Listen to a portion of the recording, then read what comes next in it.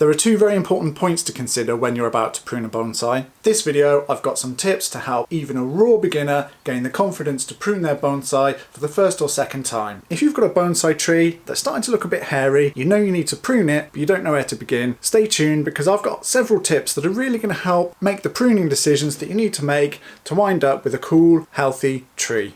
The first tip is to choose the best front of the tree so that you've always got somewhere to orient yourself in order to make tricky pruning decisions just that little bit easier. When choosing the front of the tree, the main things to consider are the base, the line, and any features such as interesting deadwood or nice rough aged bark, things like that. But try not to overthink it, just go with what your instincts tell you. You've got plenty of time to learn bonsai aesthetics. For now, let's just concentrate on picking a front so that you can get on with doing the first pruning and gain some confidence really. Also, a majority of the viewers of my channel aren't subscribed yet, so if you end up finding this video useful, consider subscribing, it's free and you can always change your mind later. The next tip is to spend some time looking at your tree just to see what stuff you like, what bits you don't like, and what kind of feel the tree has. So for instance, on this particular tree, we've got quite a lot of changes of direction through the trunk. It's not particularly massively thick, it's reasonably narrow and tapers slowly rather than being like a big wide base and a strongly tapering pyramid. There are a couple of areas without any strong branches in, and also a couple of areas with lots of strong branches. The height of the tree is a bit too tall at the moment.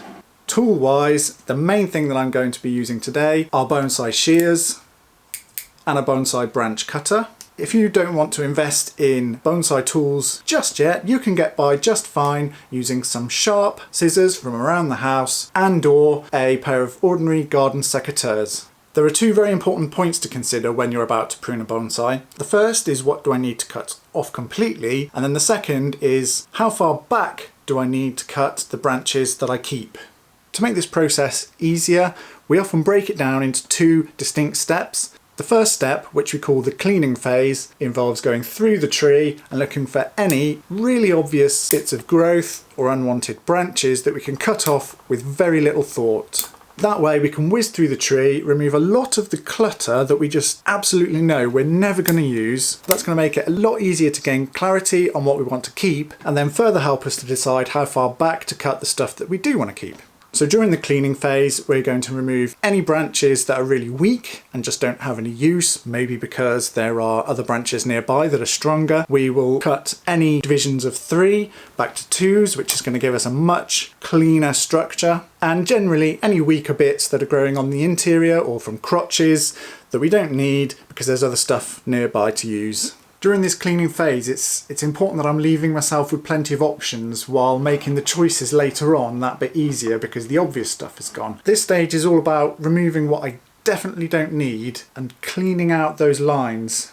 At this junction, we've got multiple all coming from the same spot. Some are thicker, some are thinner. Essentially, we've got 1, 2, 3, 4, 5, 6 branches all coming from the same spot. I can't leave them all, but until I know exactly what I do want to use, I've got to leave plenty of options that I can make that decision later. And how I choose to proceed with this branch is going to depend on the choices that I make all around the tree in the other areas and how that impacts the design. And because I don't know what I'm doing in the other areas yet, I can't make the decision here, so I'll give myself plenty of options. A little bit of discipline is required in this phase, not to go too mad and cut everything off and strip yourself of all the choices in the next step when we come to actually make the hard decisions. Now we've got the cleaning out the way, it's time to actually impart a little bit of style into the choices that we're making. Now, one of my observations about this trunk is that it's slow to taper and it's got some nice movement to it. So I really want to carry that theme through to the branches, and I want longer flowing branches. If the tree was tapering to a point and was much stronger and firmly planted in the pot, then I'd probably look to create shorter, stubbier branches. But because we've got this nice line, I want to try and emphasize that with the branches. The last decision that I've got left to make on this particular branch is what length to cut this back to. Now I notice I've got quite an ugly bulge here.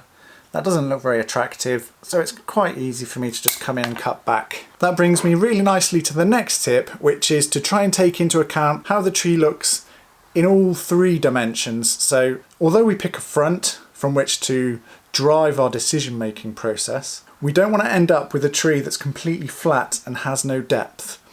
And that's why I want to keep this branch on the tree, because I can use it to create depth as it comes out to the background. And so just to make a couple of decisions on this particular branch, we've got a dead stub on the tip there, got a really tiny wispy piece on the inside that I don't want. We go right, left, right, left. I'll probably use some wire to move it in this direction, so I am going to just knock this piece off as well. This small weak branch and this small weak branch, I'm not sure if I'm going to use them in the design, but they're too small and weak to prune. If I'm going to use them, they need to get stronger, and to do that they just need to be left to grow, so I won't cut anything off these two. Another little pruning tip that's quite specific to elms, on the inside here you can see there's some very tiny buds. Now they're not reliable on elms, so when I prune back these finer pieces, I'm going to ignore those. Even that tiny one there I'm going to ignore, and I'm going to say 1, 2, and I cut back to that second bud.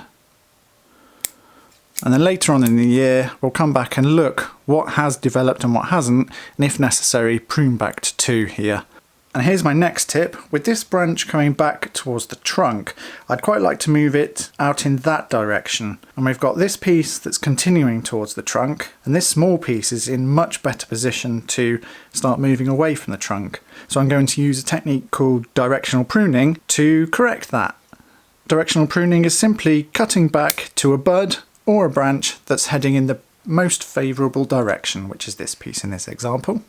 Now that we're in the upper reaches, that brings me to my final tip for pruning your bonsai, and that is when you need to strengthen the lower branches, it's important to cut back the upper branches harder so that they're shorter than the lower branches are, because the upper reaches of the tree are stronger than the lower.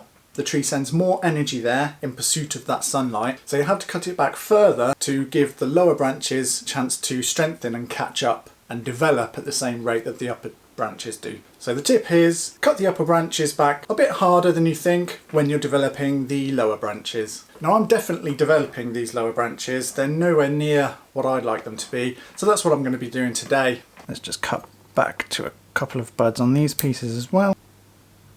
Up here it's important to prune even the finer pieces, otherwise they'll just absolutely rocket off in the spring, leaving the branches down below behind. If you found this video helpful, or if you're looking at this tree and thinking, what is this dude doing to this poor tree? All I can say is hit the subscribe button, and I'll be doing updates through the summer of this tree, and you'll see it build and develop and look much more beautiful than it does now.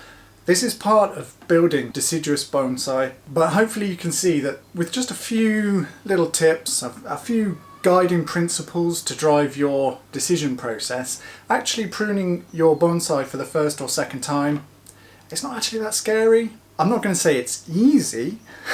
It's definitely not easy. It's decision after decision after decision. But you can do it. You got this. If I can, anybody can.